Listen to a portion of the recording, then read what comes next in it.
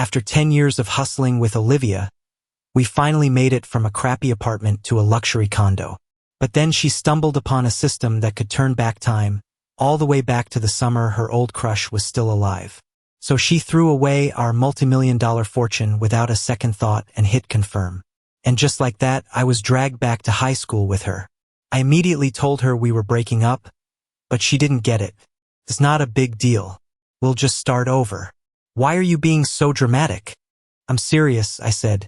That just made her angry. After saving her crush, she applied to the same college as him.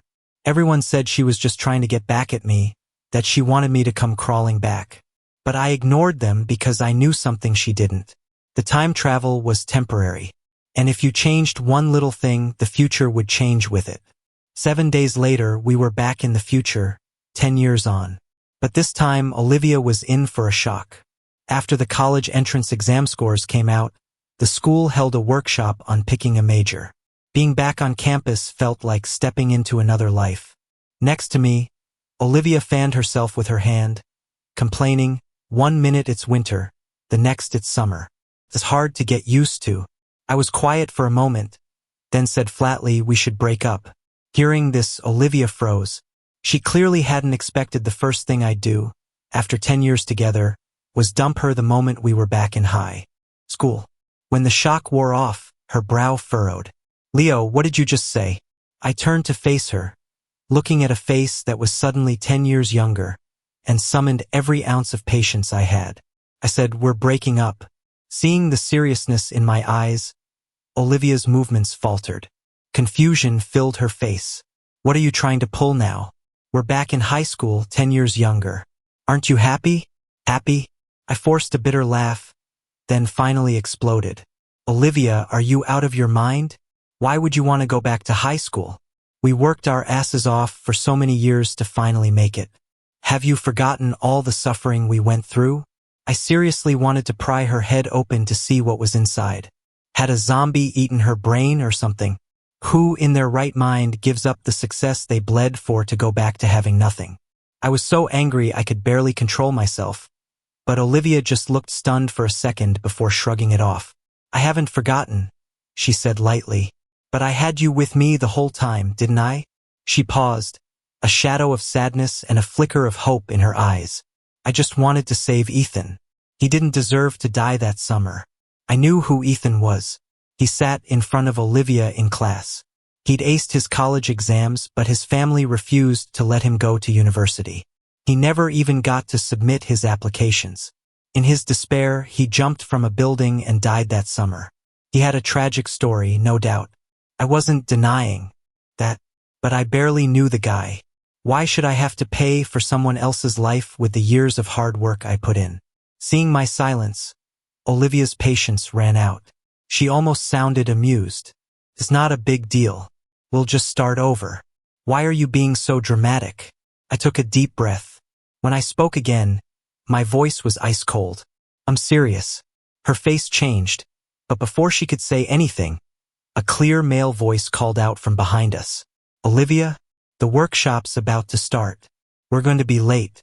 We both turned. A handsome guy with a bright, open smile met our eyes. A light breeze rustled his hair, and the small dimples on his face were charming. Olivia almost instinctively took 2 steps toward him, but then she remembered me and turned back, lowering her voice. "You're a grown man, not an actual 18-year-old. Stop throwing a tantrum. Just calm down and go to the workshop." With that, she hurried over to Ethan.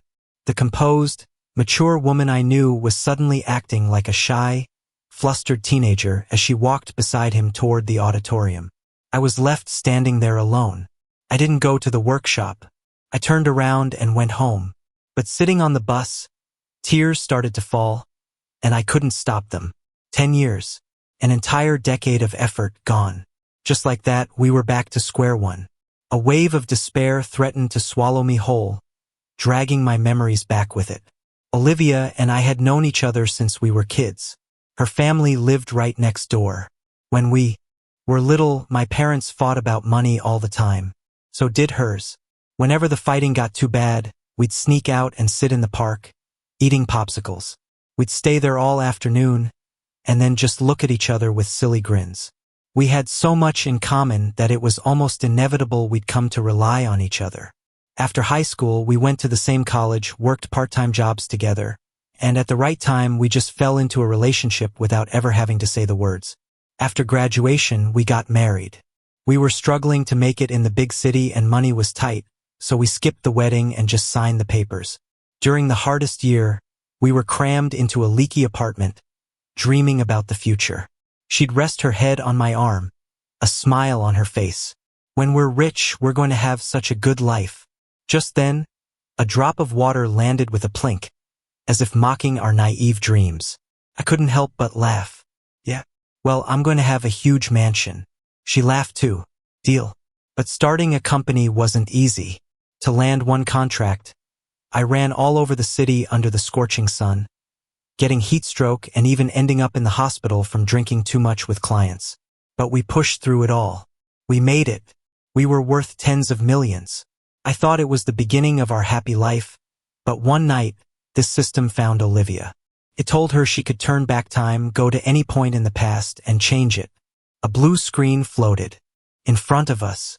At first, Olivia didn't believe it, but the system's sudden appearance was shocking enough. I felt something was off. I didn't want to go back. I frowned and tried to talk her out of it. Don't fall for this nonsense. But I never expected this. Olivia, who had always been so rational, hit confirm without a second's hesitation. In an instant, a white light flashed. Just before I passed out, I heard her whisper, "If I go back, does that mean I can save him?" In that moment, my mind went blank. We had been in love for years, but had there always been someone else in her heart? Someone she was willing to give up a multi-million-dollar fortune for, just for a chance to go back and save him. What a great love story. I suddenly found it all ridiculous, but I couldn't even manage a laugh. Just then, an electronic voice sounded in my head. "Congratulations, host, on returning to the past. This is limited to 7 days. If no causal links are changed, you will return to the original future in 10 years. If changes are made, the future will also change." Note: when time travel involves more than two people, only one will retain their memories, chosen at random by the system. I froze. So I could go back? I turned around and headed back to the school. It was a 10-year relationship, after all. You can't just let go of that in an instant. When I found Olivia, she was just coming out of the workshop, a faint smile on her lips as she chatted with Ethan. When she saw me, her gaze faltered. She was probably still mad about me yelling at her earlier. She turned her head away, pretending not to see me, and just said, "Let's go fill out our college applications." The us in that sentence meant her and Ethan. Ethan scratched his head, a little embarrassed. "Is it okay for me to go to your house?" Olivia smiled casually.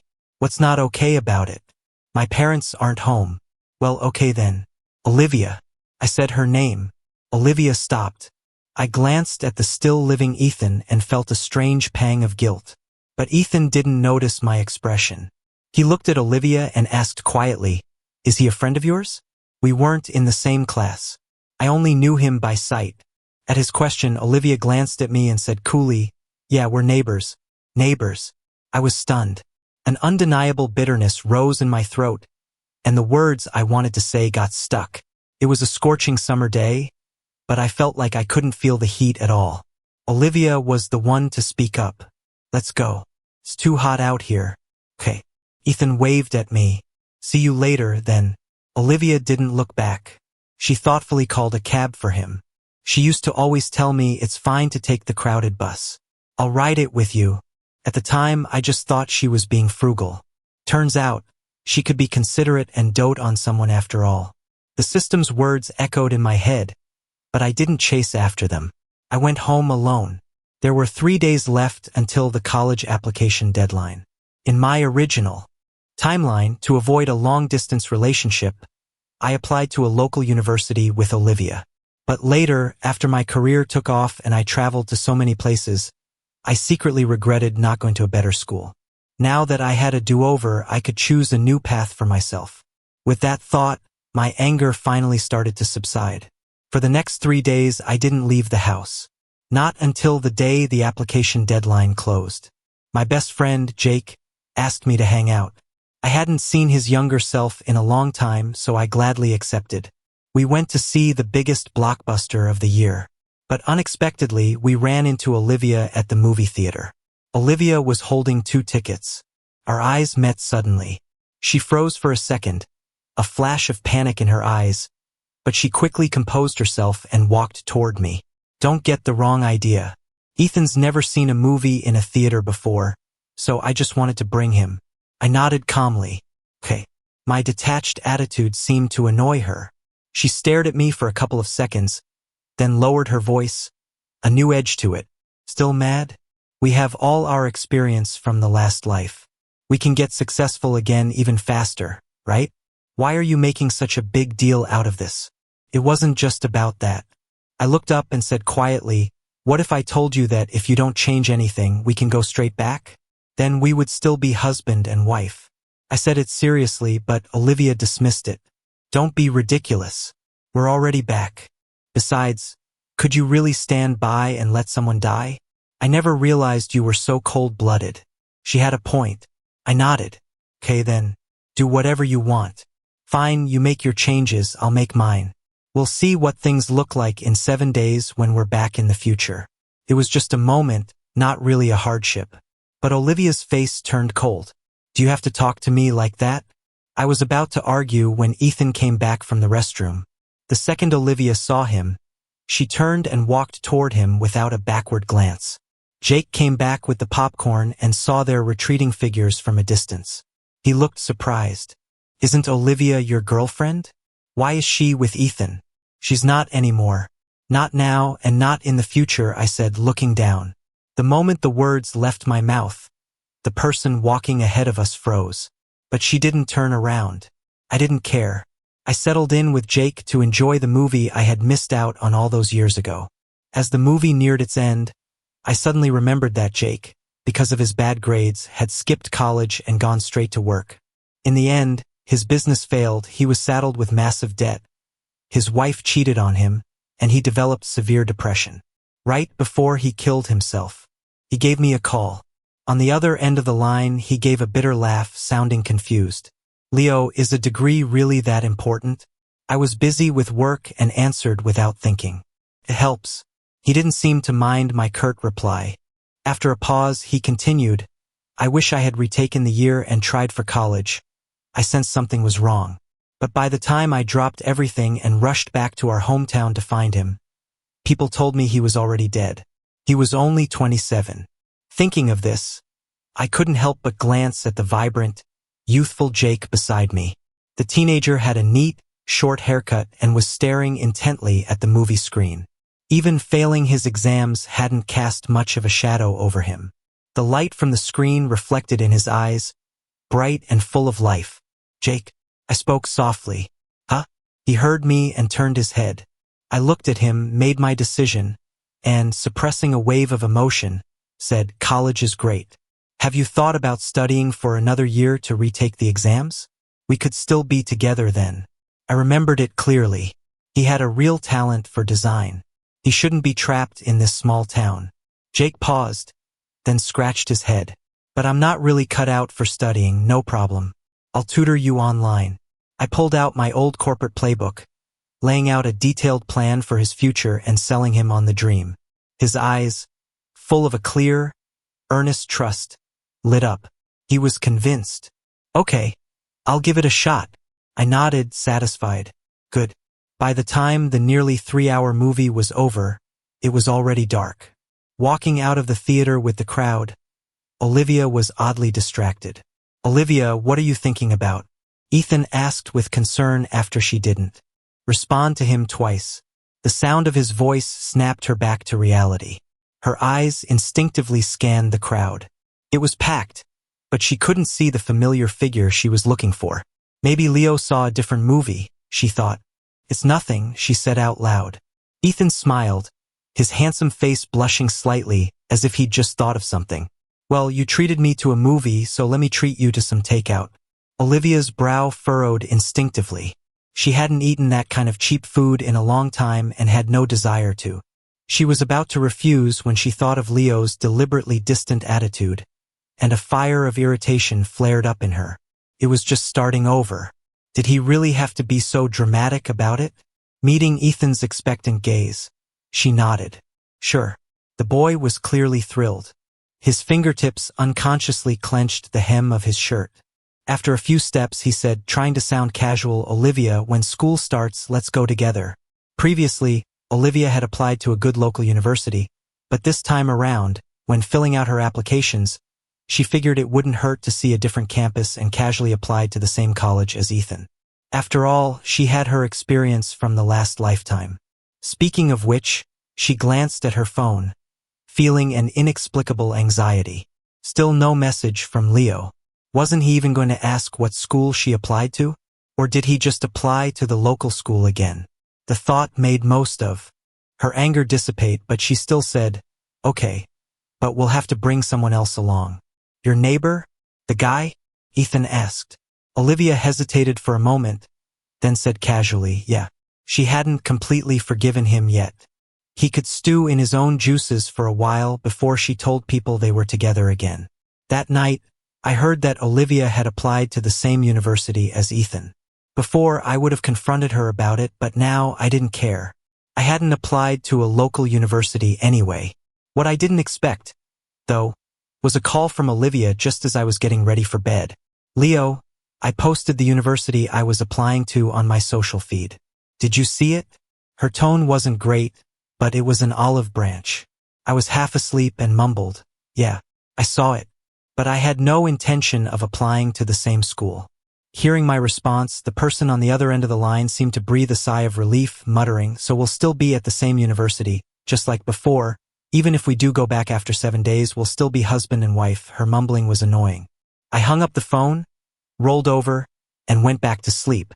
The next few days passed quickly. Worried about future complications, I made a detailed plan for my current self. On the 7th day, as I was organizing my old high school notes, the system appeared. A cold, electronic voice suddenly rang in my ear. Time is up. The return channel is now open. My fingers paused. A draft blew through the room, rustling the pages of my thick notebooks. The pages, which should have been yellowed with age, were still nearly new in the summer of 10 years ago. The next moment, a blinding white light flashed before my eyes. My heart began to pound uncontrollably. What would this uncertain future look like? Meanwhile, next door, Olivia was leaning back on a worn-out red leather sofa, fiddling with a laggy phone, her brow furrowed as she refreshed the screen over and over. But the chat history remained stuck from several days ago. Was the signal bad? Or was the network unstable? She habitually blamed the internet and shook her phone in frustration. But even when the page refreshed successfully, no new messages came in. Before, Leo would have sent her tons of messages. Simple, everyday things. He'd ask if she'd eaten. He'd ask what she was doing. But now the chat window was empty. A flicker of panic rose in her heart, but she quickly suppressed it. To be honest, now that she'd calmed down, she was having trouble adjusting too. After they got rich, they had only used the best of everything.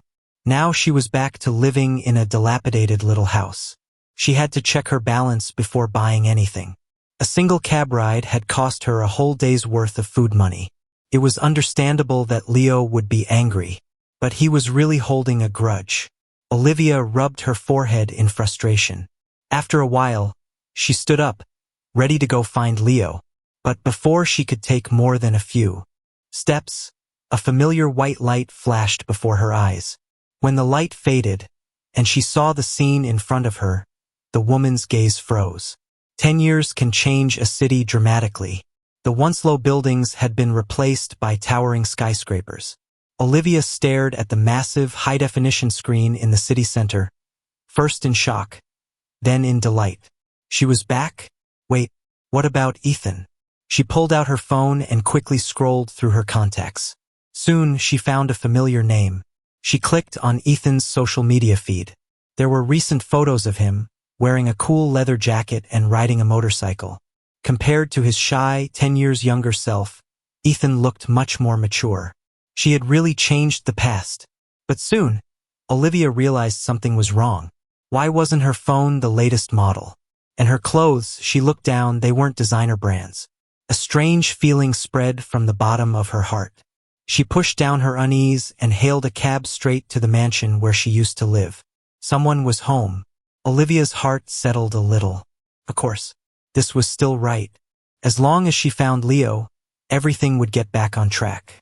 She knocked on the door. Took a while for someone to answer. It was winter and the southern climate was damp and cold. A gust of wind cut through her, chilling her to the bone. Olivia shivered, calling out impatiently, "Leo, are you?" Her words died in her throat. A middle-aged woman had opened the door and was looking at her with confusion. "Who are you looking for?" Olivia's pupils contracted, and her throat felt tight. How could this be? After being escorted out of the villa by security, whom the woman had called, Olivia stood dazed on the asphalt road, completely stunned. How was this possible? Hadn't she returned to 10 years in the future? Why wasn't the mansion hers anymore? And where was Leo? Right? Leo! She fumbled for her phone, her frozen fingers scrolling frantically through her contacts, desperate to find his name. But after looking through everyone, she couldn't find him. She couldn't remember his phone number either. Cursing under her breath, she hailed another cab and went to their company. This time it was as she expected. The company existed, but there were only a handful of people inside, and the scale was completely different. An employee noticed her and gave a perfunctory greeting. "Ms. White, where's Leo?" She barely recognized anyone on the staff. But she couldn't worry about that now. She suppressed her emotions and asked. She remembered that at this point, she and Leo were working hard at the company together. Leo was her vice president. He should have been at the office. Could he be out meeting clients? Before the thought could even settle, the person in front of her gave her a strange look. "Leo? Who's that? We don't have anyone by that name here." It was like a lightning bolt had struck Olivia. For a moment, her heart seemed to stop. It had changed. Everything had changed. Realizing this, Olivia forced herself to calm down. After leaving the office, she started calling old classmates one by one, asking about Leo. Someone knew. They told her casually, "Oh, Leo? I think he and his best friend went to New York City. I hear their business is doing pretty well now." Olivia's fingers tightened around her phone until her knuckles turned white. She suddenly remembered what Leo had told her. If she didn't change anything, they could go back to their old future. But she had changed things. Was this the butterfly effect? But they had been together for over 10 years. Those memories of a decade of love couldn't be fake. How could he really just leave her? Swallowing hard, she fought down the intense unease in her heart. After hanging up, she started frantically scrolling through her phone. The university she had graduated from was the one she'd chosen with Ethan. She had a company, but there were only a few people in the group chat. She had no idea what her life had been like for the past 10 years. Why hadn't she become the CEO of a publicly traded company like in her previous life? She should have had more experience. She had to go ask Leo. When the front desk buzzed up to tell me someone claiming to be my girlfriend was here to see me, I was having lunch with Jake. Hearing this, Jake froze, his eyes wide. "Bro, when did you get a girlfriend behind my back?" I was just as confused. "I don't have one." "Really?" Jake clearly didn't believe me. He put down his chopsticks and started grilling me. "Is it the cat-eyed girl?" He was talking about the college student next door, who had these incredibly clear, cat-like eyes. I shook my head. "Then is it the Chanel lady?" A rich heiress who was pursuing me loved sending me Chanel gifts. I shook my head again. "Then who?" He rattled off a whole list of names, and my face darkened. I was busy as hell. I barely knew most of those people. Seeing me deny everything, Jake grinned, stood up, and abandoned his lunch. "Well, I've got to see who's trying to claim our CEO." I was curious too, so I told the front desk to let her up. Soon, a beautiful young woman was standing before us. I recognized her in an instant. It was my childhood friend, Olivia. Seeing me, she was clearly agitated. She strode over and grabbed my shoulders. "Leo, what the hell is going on? What happened to our home?" I had no idea what she was talking about. Beside me, Jake squinted. Then recognition dawned. Well, look who it is. If it isn't the childhood sweetheart from 100 years ago. Olivia ignored Jake's sarcastic remark, her bloodshot eyes fixed on me. I pushed her hands off and took a step back, frowning. Olivia, what are you talking about? We broke up 10 years ago. The moment the words left my mouth, the color drained from her face. Meeting my unfamiliar gaze, Olivia's eyes trembled violently, and her lips quivered as she repeated, broke up 10 years ago? I didn't say anything, but Jake piped up, hey, weren't you getting pretty close with Ethan back then? What, you two didn't end up together? I listened calmly, showing no reaction. Hearing this, Olivia seemed to snap back to reality. Her expression relaxed, and she explained, are you still holding a grudge? It was only for 7 days. There was nothing between me and Ethan. A grudge? 7 days? I couldn't understand why Olivia would show up after 10 years and start spouting a bunch of nonsense. But I had heard from a classmate that, after graduating from college, Olivia had gone to LA to start a business. But it hadn't gone well. She wasn't professional enough, and few companies were willing to work with her. An ex-girlfriend showing up out of the blue. Was she here to borrow money? My expression grew complicated. Just say it. How much do you need to borrow? I cut off her rambling. Caught off guard, Olivia stared at me. What? I was getting exasperated. Olivia, for old time's sake, I can help you out once. But you need to understand, we have nothing to do with each other anymore. Don't come to me for money again. That was probably a little harsh. The woman bristled. Leo, how long are you going to keep up this act? We're married. Before she could finish, a sweet, clear voice interrupted. Sorry to interrupt. Everyone turned. A tall, young college student stood in the doorway. With her broad shoulders and narrow waist, she looked vibrant and beautiful even in a simple t-shirt and pants. Her cat-like eyes were clear and bright. What was Lily doing here? I was taken aback. Ever since I started working, if I didn't eat with Jake, I'd often forget to eat at all, leaving my stomach in knots. But after I met Lily, who lived next door, she started bringing me snacks and food. We got to know each other over time. Seeing the office full of people, Lily wasn't awkward at all. She walked in calmly with a container and said naturally, I brought you some fruit. It's not good for you to never eat any. What time do you get off work today? I bought pork ribs. I can make you sweet and sour ribs. My face felt hot, but I couldn't just brush her off. I mumbled, around 6, I guess. Jake was grinning, trying to hide his laughter.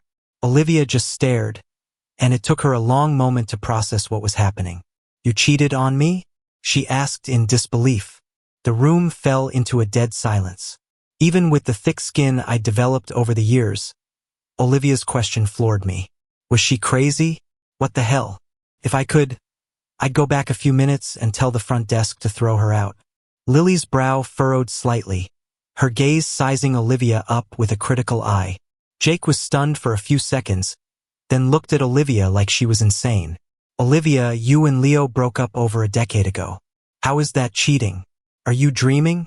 Olivia glared at Jake. We were married. I even know where all the moles on his body are. Her voice was loud enough for the employees passing by in the hall to start peeking in. My expression froze. A strange pang of sadness welled up inside me, but it was immediately replaced by cold indifference. Olivia, I don't know what kind of game you're playing, but we really did break up a long time ago, and I would never have married you. If you don't believe me, check your own marriage records. Fine, I will. Olivia pulled out her phone. Time ticked by. Her face went from flushed to pale. In the end, she kept refreshing the screen over and over, muttering, It's impossible, it has to be here. I remember we got our license right after we graduated college. We didn't have a wedding then. I had a reasonable suspicion that her business failing had driven her insane. So I decisively called security to have her removed. But it would take a few minutes for them to arrive. Olivia suddenly turned back to me, her eyes red-rimmed. You really forgot everything? What was I supposed to have forgotten? My patience was gone. I haven't forgotten anything. Just as she was about to walk toward me, A tall figure stepped in front of me and slapped her across the face without hesitation. Olivia stumbled and fell to the ground, caught completely off guard. Lily didn't look back. She just shielded me, her voice tense. Be careful. This person might have mental problems. She had a point. I remembered everything perfectly. After high school, I got into my dream university out of state and studied management. During college, I tutored Jake whenever I had free time. In 1 year, I helped him raise his score from the 400s to over 600. He became my underclassman. The year we graduated, I applied for a startup grant, and Jake and I launched a clothing company together. Jake had a real talent for design, so he was in charge of the clothes while I handled marketing. From just a few orders at the beginning, we eventually built our own brand. We grew the business step by step. Sometimes, looking back, Jake would get sentimental. If you hadn't insisted I go to college back then, I'd probably be married with kids back in our hometown right now. I had forgotten why I was so insistent about it, but hearing him say that, I would just smile and reply, the future will be even better. Yeah. Jake's face would relax into a smile, shining with youthful confidence. My trip down memory lane ended there. I didn't feel like I had forgotten anything, and if I had, it must not have been important. Once Olivia was taken away, the office returned to its usual quiet. Jake muttered angrily, seriously, a good ex is a dead ex. I pursed my lips and said nothing. Lily left after dropping off the fruit, without asking any questions. Even though I didn't care about Olivia anymore, my good mood had been ruined. After work, Lily came to pick me up, and she even brought my favorite wisteria flowers. As she handed them to me, the tips of her ears turned red. Seeing this, Jake gave me a knowing wink and whispered, your neighbor girl looks all cool and distant, but she's actually really thoughtful. Couldn't help but smile. All right, I'm heading out. Bye. Jake waved. Lily started the car, and the figures outside the window began to recede. I saw Jake's reflection in the rearview mirror as he turned and went back into the office, and I let out a small sigh. He had zero interest in getting married. He was even more of a workaholic than I was. But that was a good thing. What else do you want to eat tonight? A voice suddenly asked beside me. I turned my head. We were at a red light, and Lily was looking at me. I thought she would ask about Olivia, but I didn't expect her to ask about dinner. Anything's fine, I said casually. Okay, how about stir-fried tomatoes and eggs, sweet and sour pork ribs and loofah soup? MHM. The light turned green. Lily turned her head back and focused on driving. I stared at her profile, my mouth opening and closing, but in the end, I said nothing. Honestly, I hadn't planned on getting too involved with Lily.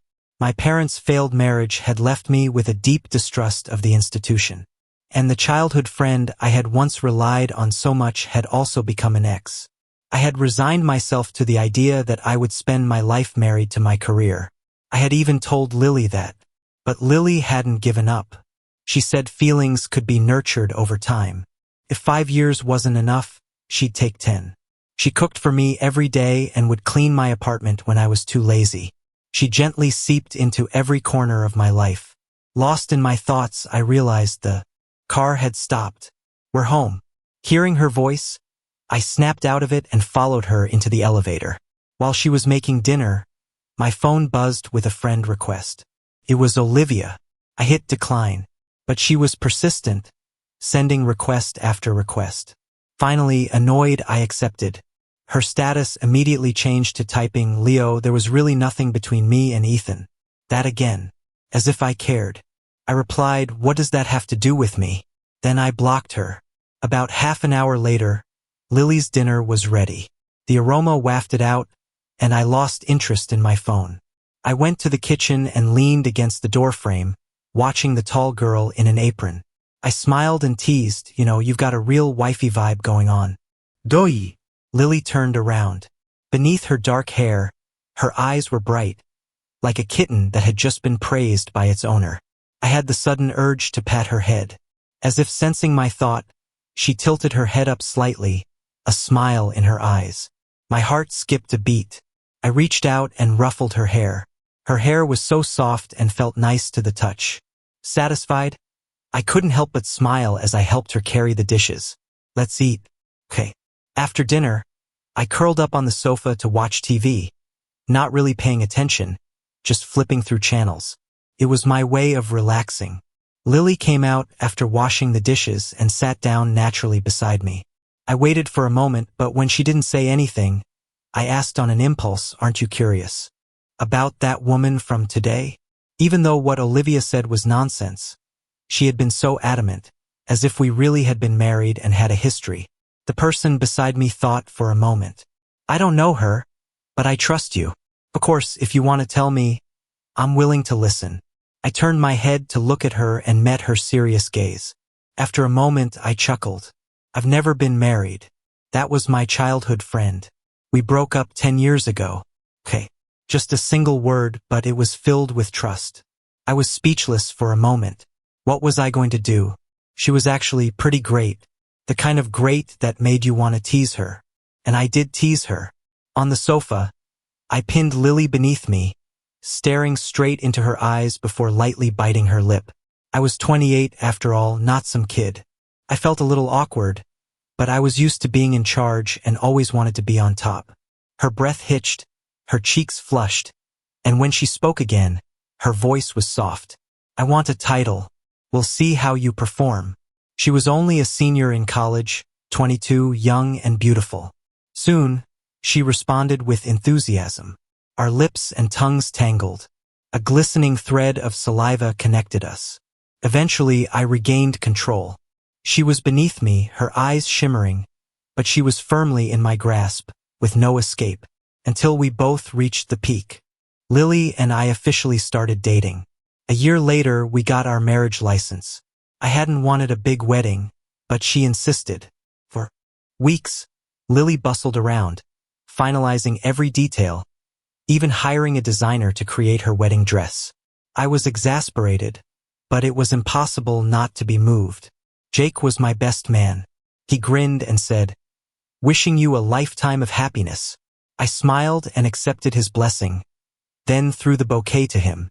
Not because I wanted him to get married soon. There are a million roses in the world. I just hoped he would always be himself, as free as the wind, and as passionate as fire.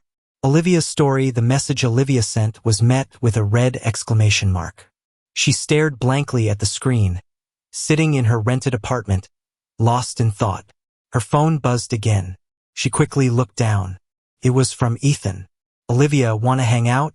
Olivia stared at the message, her memory still stuck in that summer 10 years ago. She had long since sensed that Ethan had a crush on her. To be honest, she wasn't completely indifferent. Before going back in time, she had even thought that if she could do it all over again, she would have dated Ethan. The unattainable first love of her youth had become a lingering regret after she became successful. So when she really did go back, she had a selfish desire to be good to Ethan. But when it came to marriage, she still wanted Leo. She and Leo had grown up together.